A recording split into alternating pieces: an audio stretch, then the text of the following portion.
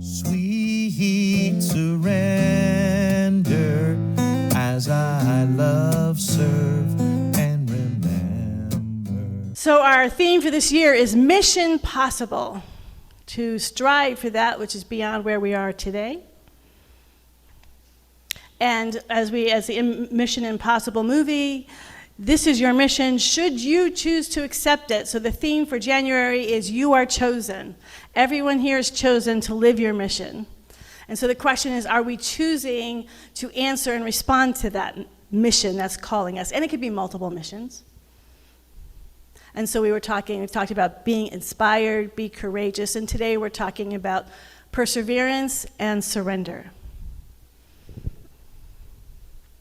So I'd like you to think about 3 things, could be anything, person or gifts that you like, just 3 things that you really, really, really care about. Just connect with your heart space.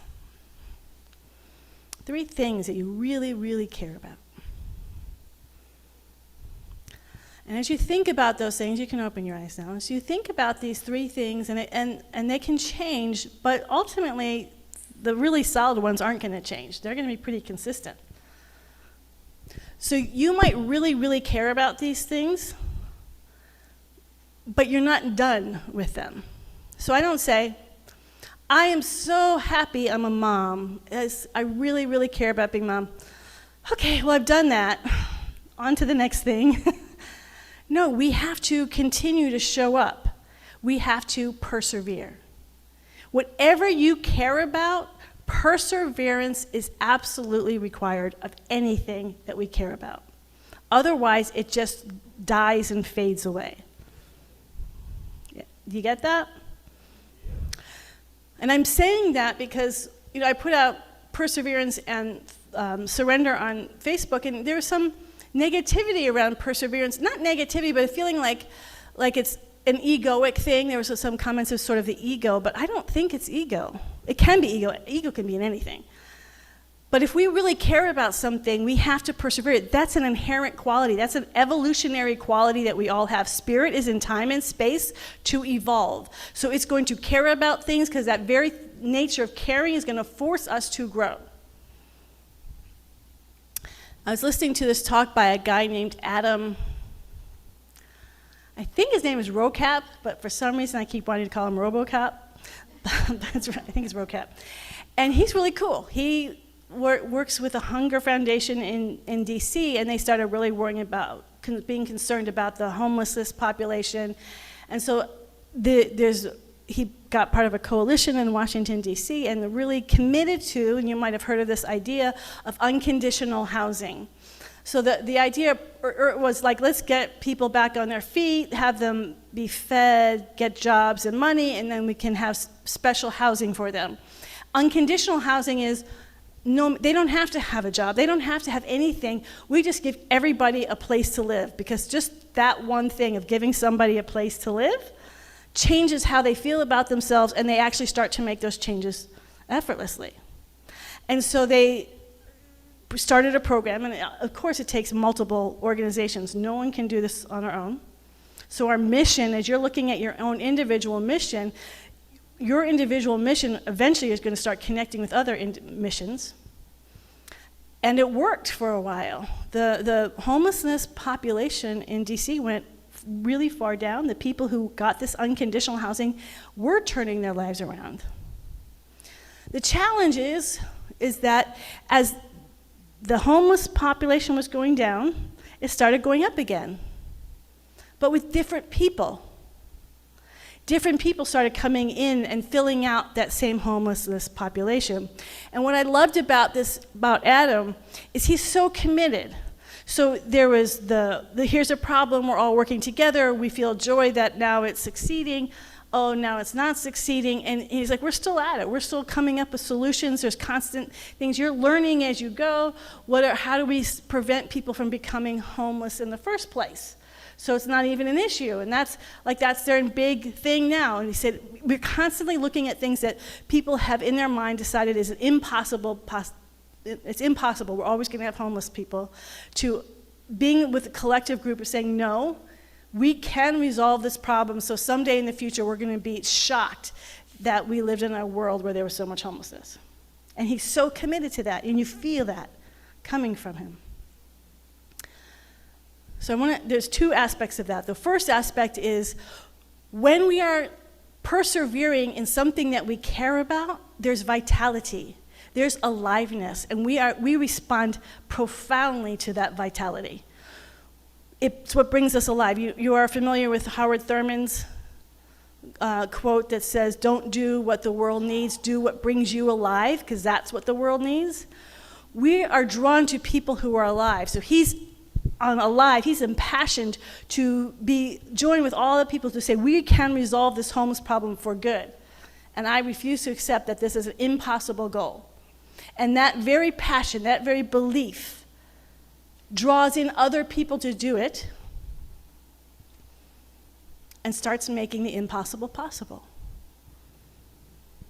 But there's another element to this, which is perseverance, because you can have this great inspirational moment, you can have these great ideas, but to sustain it over long periods of time, to sustain it when you have obstacles, oh look, we thought we solved the problem. Oh look, no, we didn't solve the problem. You have to have that energy, that thing within you to persevere. And that's why you have to say, how important is this to me? And so for some people, like, well, I just need a break because this has gotten to a place where I've hit a wall and I need a break and I might go to a different direction, or I'm going to do what he's doing, take a little moment to breathe, and we're going to keep going but come with different solutions. But it requires perseverance and a vitality. And what we know in our teaching, not just our teaching, you see this in any religion or philosophy of this world of how to shift things, it takes everyday practice. Perseverance is essential to show up day in and day out. And so we need to develop that quality because we all have these underlying patterns. Every one of us, we have them individually and we have them collectively. And countries have them, the world has them, your own community has them, your family has them, your business has them. There's these collective unconscious patterns, what we call. And those things tend to run us, and we start thinking, so there's a collective unconscious pattern of homelessness. Homelessness really became an issue with the deinstitutionalization of mental hospitals, and there was always homeless. I was looking up the history, but it just got spiked. And it has since just become so ingrained in us that this has to be, that it's no longer just one issue or one population, because we have this pattern of, of course there's always going to be homeless. This is just the way it's going to be. And that's what we would call in our teaching a false belief. And it's a collective false belief, and it's one we probably don't think about very often. So to come up against that takes work, takes perseverance, takes our whole body, mind, and soul. And we're not going to do that. That's why Howard Thurman says, don't do what the world needs, because you're not going to be able to stick to it if it's not connected with your heart. That's why you have to be clear. What are the things that you really, really care about? Be really clear about that. That's a very good guidance on your mission. Your mission has to be guided not by what the world needs, but what brings your heart alive. Because it's that very livingness that will draw us through those difficult times. Like I was talking about the movie Miracle. The collective belief was Russia always wins. Their hockey team's the movie, The Miracle. Their team always wins, and they're playing professionals, we're playing amateurs, we lose. The way the coach broke through that was he worked his players intensely, day after day after day after day, to achieve what was then considered a miracle. And every one of those players went far beyond what they thought was possible, but they were willing because they were living with their heart's passion. I should probably also mention, I don't know how many people come to church on a Sunday are huge football fans, but I do know the Niners are playing today. And so are the Lions from the Midwest. I'll be happy with either. But that's an amazing thing. Oh yeah, I see Michigan, yeah. You don't care. What'd you say? It's a miracle that the Lions are even here. They've never made it to the Super Bowl. Breaking through patterns. But notice how many people, millions of people, watch these games. What we're seeing, whenever you're watching any professional anything, but with sports especially, that draws millions of people, is because people are participating. They're like, this is my team, and they're yelling and they're screaming, and they feel so deeply connected. I had a friend who said he was watching his team play once, and he had to go to the bathroom. He was leaning on the floor like this, and he started to get up and go to the go to the bathroom, and a really good play for his team happened, and he thought he caused it, so he just stayed there for the next hour. Like, I'm supporting my team by sitting like this. I mean, people do crazy stuff. But why? It's the vitality and the energy. If you go to one of those games, the energy is off the roof. We love aliveness. And it can be that magnetic aliveness and being in the collective crowds and knowing that you're with millions of other people. That makes it more exciting. That can add to the aliveness. But sometimes that aliveness, as we were talking about last week, can be very quiet and very still, but it's very intense. It's very intense. But the athletes who do that didn't just show up. They worked their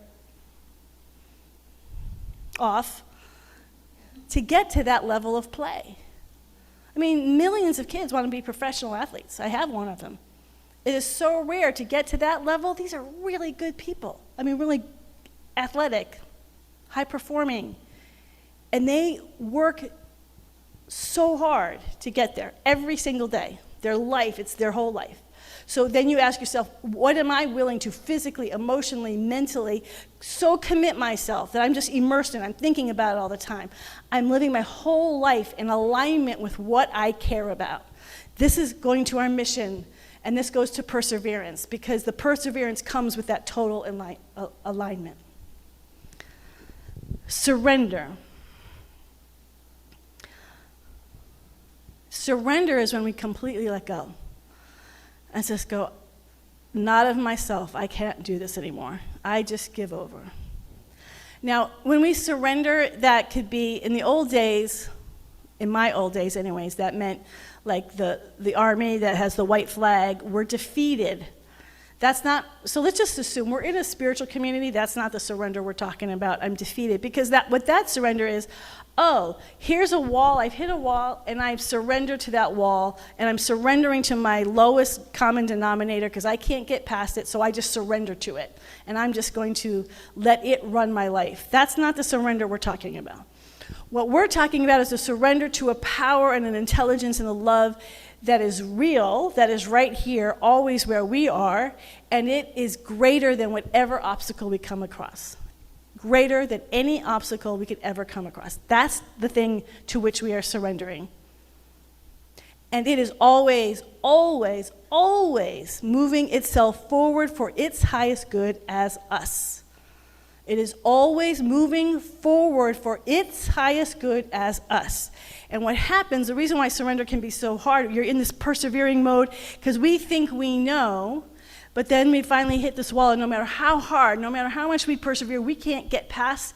There is a place of surrender and allowing a new divine intelligence to guide us. Perhaps we need to go a different way, perhaps we need to approach it from a different level, but it helps us to access an intelligence far greater than we've been able to access up until now. It's a way of life. And that's the other part. So as I was asking about surrender, there's a lot of like, it's let go, it's letting God move through us. We're not efforting. Perseverance is about efforting. Here's a basic idea. Perseverance is efforting and surrender is effortlessness. But I actually think it's both. I think when we surrender perseverance, there can be a level of effortlessness to perseverance because you're no longer questioning. I'm going to keep doing this no matter what. And there's a place of effort with surrender because surrender can be a moment. Just like you could be really inspired. Like I could listen to this guy talking about eradicating homelessness and be really inspired for that moment. But can I sustain that inspiration? This the same is true with surrender. I can have this moment of, I'm just collapsed. I'm done. I just give up. I surrender to the divine presence, the higher power, the infinite I am that I am. I surrender to that. But once life starts going, I start taking back control. Maybe it's just me. Does anyone else do that? You start taking back control again? Start thinking we can do it? So there's a surrender in the moment, a passionate, crisis-oriented surrender. And then there's surrender as a way of life. And surrender as a way of life takes effort. It doesn't just happen. First of all, it takes a choice. I release and I let go. But if you're going to say, this is what people's concern are when we talk about surrender, I release and I let go. If we're not clear what we're releasing and letting go, we can just let the habit patterns of race consciousness run through us because it's powerful. It's running through us. So the work we have to do is be connected to and know our oneness with that divine presence. And know that that's real, and that takes effort. Because so much of this world is telling us we're separate, keeping us apart. So our spiritual practices take effort. So spiritual practices actually are a source of surrender. You're committing to doing them every day no matter what. We persevere in our surrender.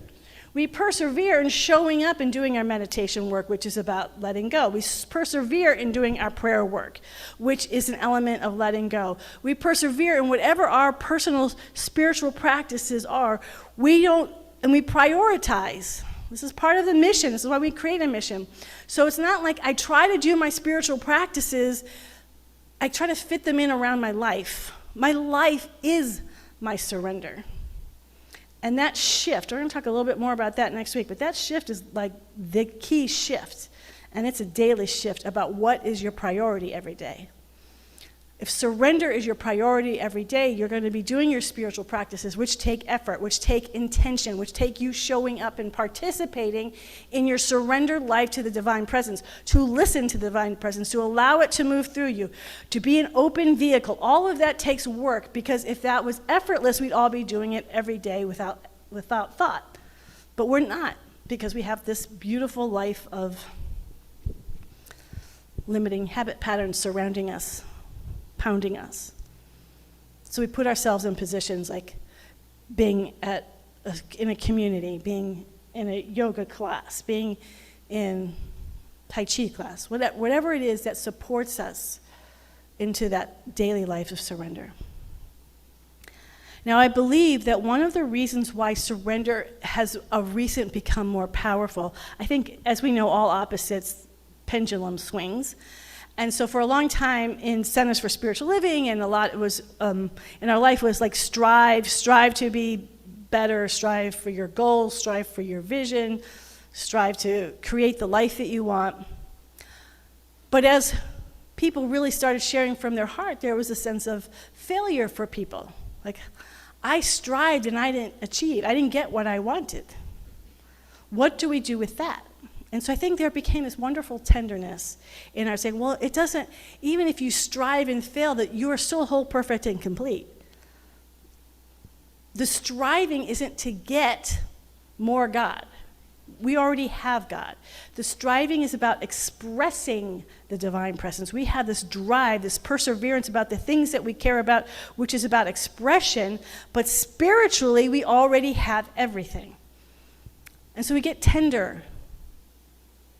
And we say, well, you don't have to persevere so much. We don't have to have so much drive forward. We could just relax a little, enjoy the presence and the power. And certainly Zen is an example of a spiritual practice which is all about accepting everything as it is showing up moment by moment and not striving for anything other than being present. And the paradox is even in Zen meditation, you have to strive. You have to show up and do your meditation practice twice a day. You have to do the different practices of letting go, of acceptance. That takes reminding yourself that even the practices about letting go take some effort. That's one. And two is, we're not here just to be. We're not here just to sit. Because divine presence is already enlightened, and like I've mentioned before, we could just sit on a mountaintop and be enlightened, and there's no reason to be in a human body. We are in a human body. We have a human existence because we do have a mission. Every one of us, if you were born onto this earth in a human body, you have a mission, at least one, probably multiple missions. And we are here to live them, to express them, to pour through them. Each and every one of us are unique. If we are here to do that, and it's not about winning. That's why I talk about Jesse Itzler a lot, because he has so much of that vitality, he has so much of that drive, and never once does he talk about winning, ever. But I'm going to get back to that 1 minute. Remind me, winning. How many here know who Steve Prefontaine is? Good, a lot of you. Yes.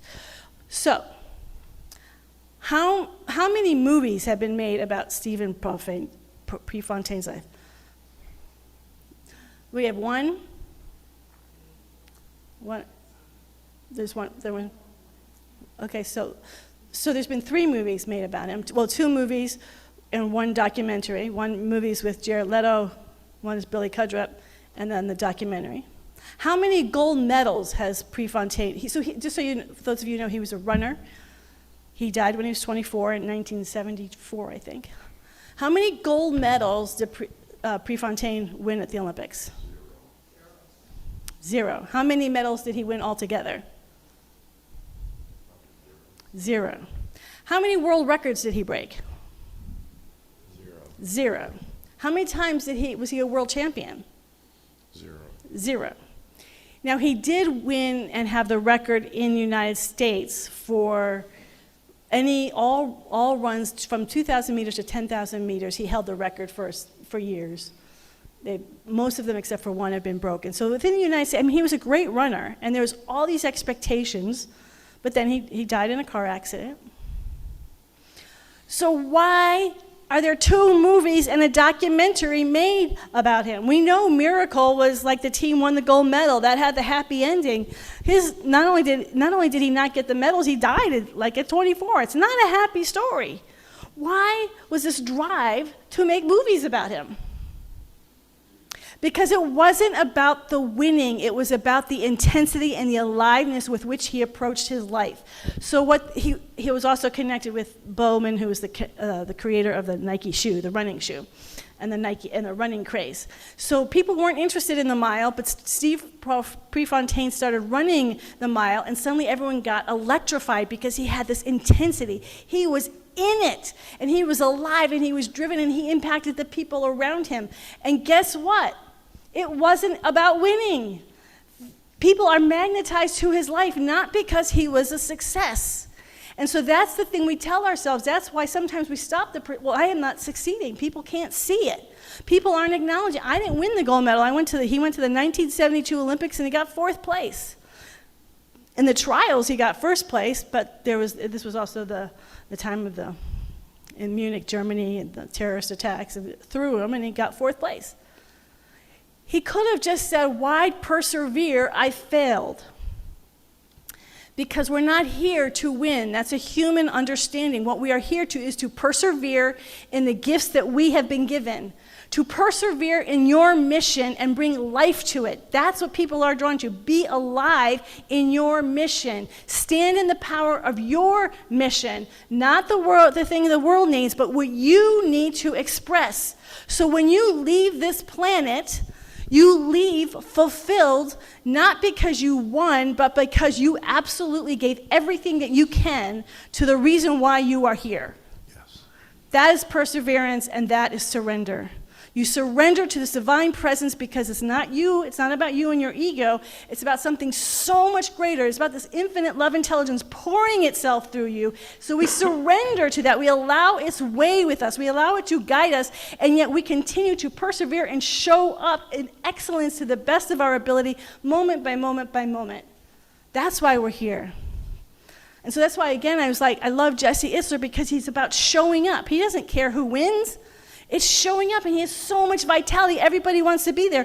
None of them are like Well, some of them are really good athletes, but most of them are just normal, average, everyday people, but they feel this desire to express more of who they are, and they want to be around someone who's going to inspire them to express more of who they are beyond what they've ever expressed before. So we're all here to inspire one another, just as Adam Rokep is inspiring people to get rid of homelessness. Inspire people with your own passion, with your own perseverance, and with your own surrender. And then we start breaking free.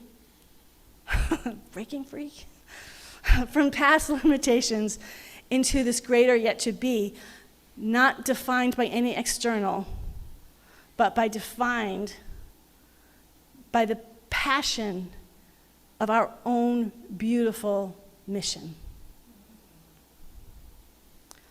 So we're at the end of January. I don't know if anyone has been working on what your mission is. I'm just doing a caveat. I'm not saying anything about my vision until after my sabbatical, because I'm afraid I'll change my mind once I'm in the sabbatical.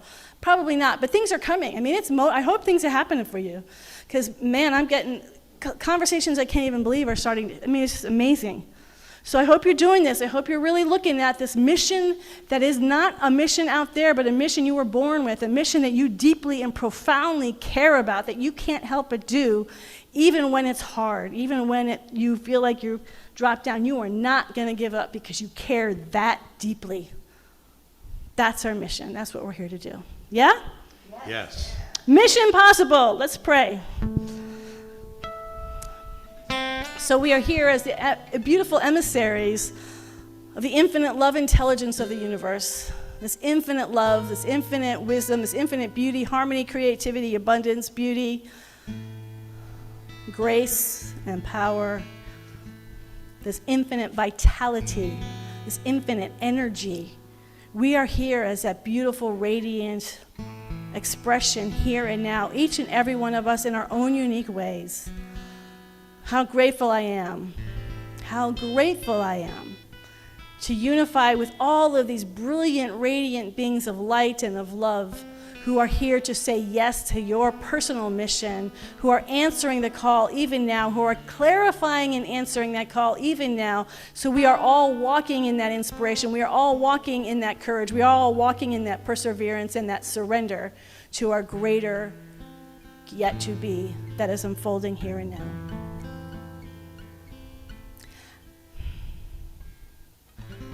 And I'd like to take this moment, it's the end of the month, but I've talked to some people, and I know there's been some transitions in people's personal lives of people that are dear and close to you. And today I'd like to recognize there's been 5 ministers who have lived in and given themselves to this teaching for decades, who have all transitioned in the last week or two. So I'd just like to acknowledge them in this moment.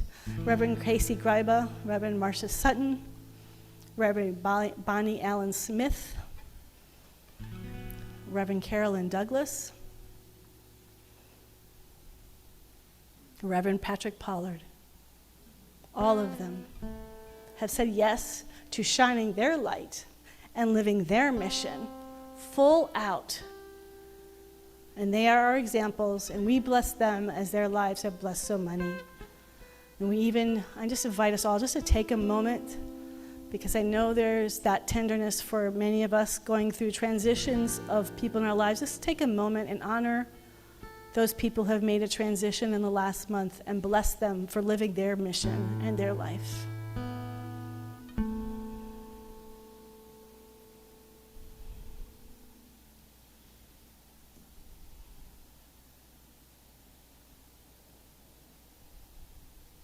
Our lives are eternal. Everything that we do is eternal. Time dissolves away, and here we are in the infinite love intelligence of the universe, fully being our radiant self, no matter what side of the veil we are on. So for the infinite love and the infinite grace and the infinite tenderness and the infinite power, we just say thank you, thank you. Thank you, God. Thank you, God, as all these beautiful beings that we love on the other side of the veil, and we celebrate the people on this side of the veil. We don't wait. We celebrate the beauty and the power and the unique vision and mission of each and every person with whom we come in contact. In deep abiding gratitude, we let it be, as we say together, and so it is. Amen and amen. I walk in God in all